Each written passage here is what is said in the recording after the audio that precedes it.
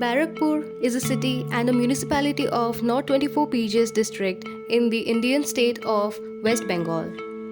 The earliest references to the Barakpur region are found in the writings of the Greek navigators, geographers, chronicles, and historians of the 1st century BC to the 3rd century AD. The name Barbakpur, another name for Barakpur, is associated with a mahal in the Ain-e-Akbari. The first British barrack or cantonment in India was built in the town in 1772. In this video, we will be discussing about several historical places. In 1857, with the starting of the Indian Rebellion of 1857 or the Revolt of 1857, an Indian soldier, Mangal Pandey, attacked his British commander and was court-martialed. In order to commemorate his actions, a park named Shahid Mangal Pandey Udyan was opened in the serenity of River Hooghly. Next we come to a peaceful place where lies the first Viceroy of India, Lady Charlotte Canning.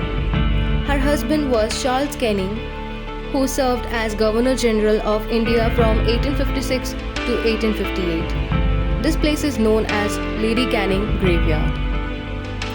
Thirdly, we have Gandhi Ghat. It is a memorial to Mahatma Gandhi on the banks of the Hooghly River. It was inaugurated by Pandit Jawaharlal Nehru on 15 January 1949 and has countless memories of Gandhi. This region of Barakpur has to a great degree important previews of Mahatma Gandhi. Thusly, near Gandhi Ghat there is a Gandhi Memorial Museum, also known as Gandhi Smarak Sangrahalaya, which shows numerous equipments used by him in his life. This is the south gate of Barakpur Park by Governor General Lord Wellesley in 1802 after the Barakpur Trunk Road was constructed. The Elephant Road in front of the gate was used by the elephants of the Governor General as they went to take a bath in the river. The gate was later replicated in the adjoining Annapurna temple.